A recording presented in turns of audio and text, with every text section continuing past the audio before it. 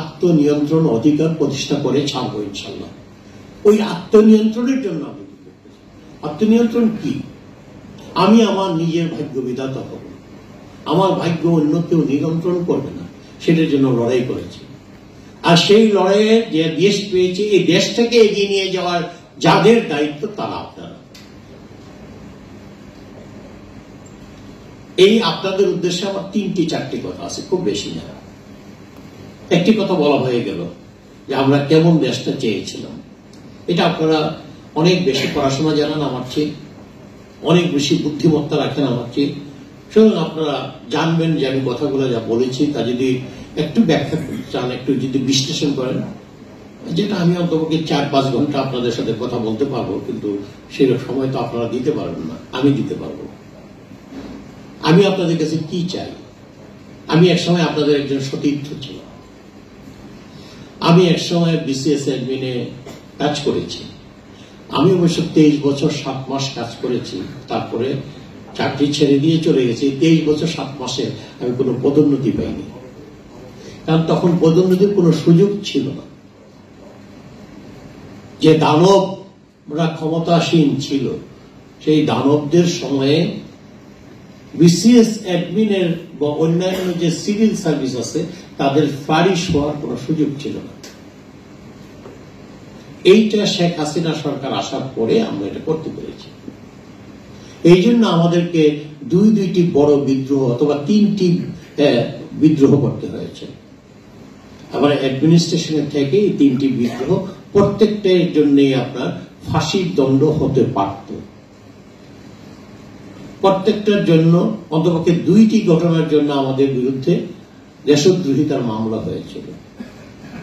একটি হলো 1991 সালে আমরা এরশাদীয় দানবতন্ত্রের বিরুদ্ধে যুদ্ধ ঘোষণা করেছিলাম এবং আমরা সাকসেসফুল হয়েছি।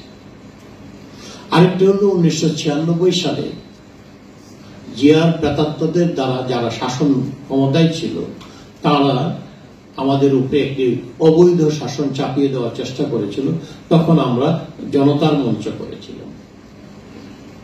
তারও আগে আমরা, আপনারা হয়তো জানেন না এটা, যে 10% রিজার্ভ সরকারি চাকরিদের সর্বস্তরে, একেবারে পিয়ন থেকে আরম্ভ করে সচিব পর্যন্ত, এইটা একটি বিশেষ বাহিনীর জন্য সংরক্ষণ করার অর্ডার হয়ে গিয়েছিল।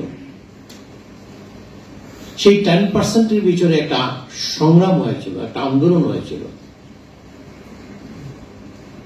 যে আন্দোলনে আমরা খুবই জুনিয়র অফিসার হিসেবে অংশগ্রহণ করেছিলাম। সিনিয়রদের মধ্যে মহিউদ্দিন খান আলমগীর আমাদের সমর্থন করেছিলেন।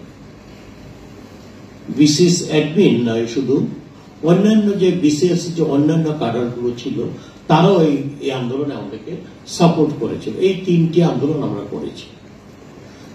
আমরা কিন্তু আন্দোলন করেছি আমাদের নিজেদের প্রবৃদ্ধির জন্য নয়, আমরা আন্দোলন করেছি দেশটার জন্য, দেশের ভবিষ্যৎ জেনারেশনের জন্য। এই জন্যই আপনাদেরকে আরো কয়েকটি কথা বলব। আমি খুব খন্ড খন্ড করে বলে যাচ্ছি। আমি আমার পিয়ারো সাহেব যে বিরাট বড় বক্তৃতা লিখে এসেছেন, এটা আমি পড়তে পারলাম না বলে দুঃখিত। আমি বলেছি, আমি লিখেছি কিছু। আমি আপনাদের কাছে প্রথমত চাই দেশপ্রেম। আপনার সমস্ত কাজের উৎস হতে হবে পেট্রিয়টিজম, দেশপ্রেম।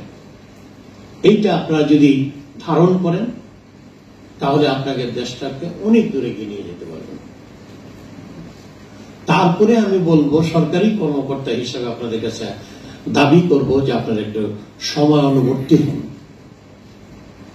আমি জানি আপনারা সময় অনুবর্তী, কিন্তু সময়ের কাজ সময়ে করা এটাও সময় অনুবর্তিতার মধ্যে পড়ে। আজকের কাজ আমি কালকের জন্য ফেলে রাখবো না। আমার যে কাজটা আছে সেই কাজটা আমি করব। আমি মন্ত্রী হওয়ার পরে অনেকেই জিজ্ঞাসা করেছে আপনার 100 দিনের কর্মসূচি কি? আমার কোনো কর্মসূচি নেই, 1 দিনেরও কর্মসূচি নেই। আমি এখানে মন্ত্রী হয়েছি এইটা দেখার জন্য যে আমার দপ্তরগুলো এবং সরকারের বিভিন্ন দপ্তরগুলো কিভাবে চলে, আইনের ভিতরে চলে কিনা,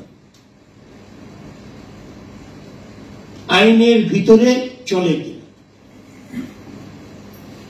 আমরা কিন্তু আইনের ভিতরে কেউ চলি না। আমাদের প্রত্যেকের ভেতরে এক ধরনের স্বেচ্ছাচারিতা কাজ করে। আমরা যখন যেটুকু ক্ষমতা পাই সেইটুকু ক্ষমতার আমরা অপব্যবহার করতে খুবই আনন্দ বোধ করি। এইটা বিনীতভাবে অনুরোধ করব, এটা আপনাদের ভিতরে রাখবেন না।